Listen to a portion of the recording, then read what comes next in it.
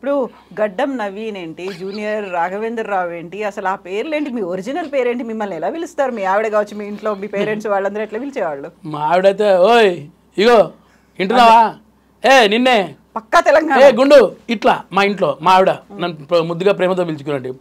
మా అమ్మ అప్పుడు నవల అనేది నన్ను. అదేంది? అంటే నా పేరు నవీన్ కదా. నవీన్ అయితే నవల. నవల చిన్నప్పుడు ముద్దుగా పిలుస్తారు మేడం. చూడు ఇంత పెద్దగా అయినాక నవల అంటే గలీజ్ ఉంటుంది నవల అనేది. అట్లా నా పేరునే మొత్తం మార్చింది మా అమ్మ అప్పట్లో ముద్దు పేర్లతోటి. నా ఫస్ట్ పేరు నరసింహ, యాదగిరిగుట్టలో పెట్టిరు.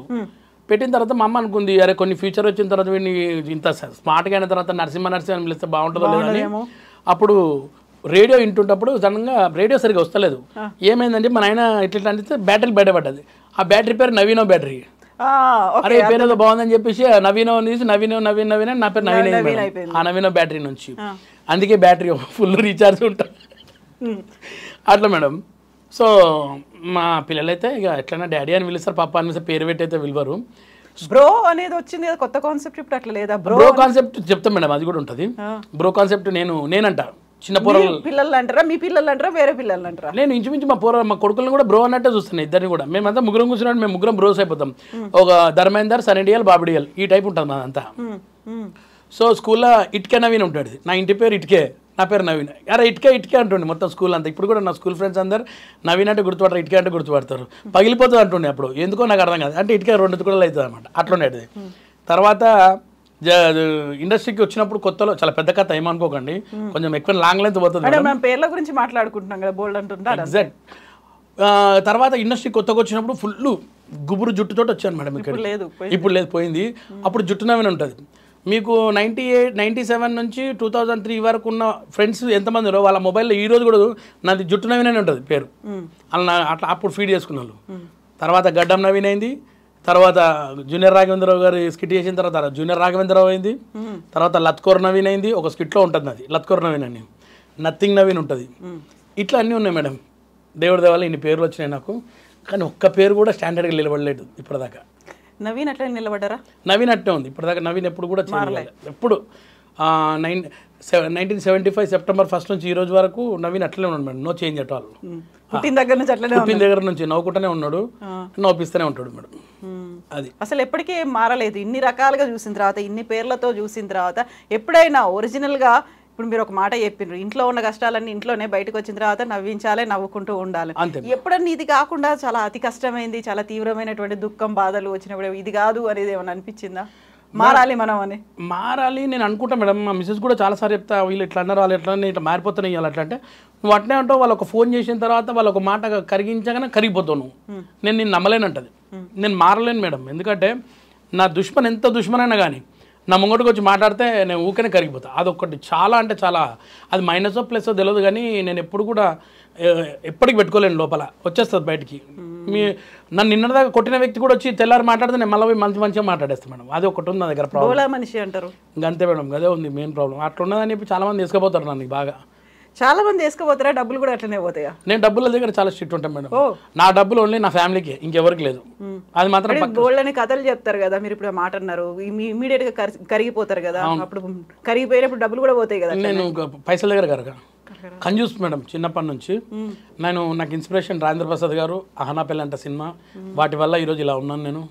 నిజంగా ఎదురింటి మూడు పక్కింటి పెళ్ళాం, ఆనా పెళ్ళంట చూసిన తర్వాత నేను కూడా ఇలాంటి కంజూస్ కావాలని చెప్పి ఫిక్స్ అయినా మేడం. యాక్చువల్గా అది మైనస్ అని ఏమిటో తెలియదు కానీ నా పైసలు నా పిల్లలకు, నా భార్యకి ఖర్చు అయితే చాలు, మా తమ్ముడు కానీ మా ఇంట్లో మా అమ్మనైనా కానీ అనుకున్నాను. అంతేగాని వేరే వాళ్ళకి పెడితే అది ఎంతవరకు యూజ్ కాదు మేడం. కొన్ని ఏదైనా చేసేటివి ఉంటాయి, అవి చేసేస్తాను. అది ఏం పెద్ద చెప్పుకోను, నాకు అవసరం కూడా లేదు చెప్పాల్సింది.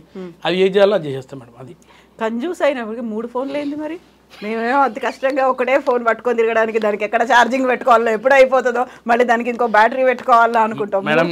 ఈ 3 ఫోన్లకు ఒక చరిత్ర ఉంది మేడం. చెప్పండి. అంటే చెప్తే చరిత్ర ఏముంది, చించేస్తే పోతే అంటారు కదా, చెప్తే టైం ఎక్కువ అవుతుంది. పర్లేదు చెప్పండి. పర్లేదు, చరిత్ర వినొచ్చు. ఓకే గైస్, ఇది నా ఒరిజినల్ ఫోను, నా నంబర్ ఇందులోనే ఉంటుంది.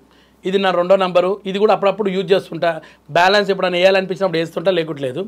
ఇదేం ఫోన్ అంటే ఈ మధ్య రీసెంట్గా కొనుక్కున్నది గైస్ ఈ ఫోను. ఇలా సిమ్ వేస్తే సిగ్నల్ రావట్లేదు. ఈ సిమ్ తీసి ఇందులో వేసిన 4G సిమ్ ఇందులో పనికిరాదు. ఇలా రావట్లేదు. సో ఇందులో 3G సిమ్ని నేను నెట్ వైఫై ఆన్ చేసుకుని ఆ వైఫై ఇంట్లో పెట్టుకొని వాట్సాప్ ఇంట్లో యూజ్ చేస్తున్నా, ఫోన్స్ ఇంట్లో యూజ్ చేస్తున్నా, మాట్లాడేది ఇంట్లో వాట్సాప్ ఇంట్లో చూస్తున్నా. ఇది మాత్రం ఓన్లీ ఫర్ డోంగల్ లాగా అనమాట, వైఫై నుంచి. ఇది గైస్ నా చరిత్ర, ఫోన్ల చరిత్ర. హలో అన్న ఒక్క నిమిషం అన్న, నేను ఇంటర్వ్యూలో మళ్ళీ చేస్తా. వచ్చిందా ఫోన్ నిజంగా? వచ్చినట్టే మేడం, అది కూడా ఇది అనమాట, వాట్సాప్ ఇంట్లో వస్తుంది. సో ఈ 3 పెట్టుకొని తిరుగుతున్నా మేడం ప్రస్తుతానికి. ఇప్పుడు మన కాల్ కూడా ఇందులో వచ్చింది వాట్సాప్లో.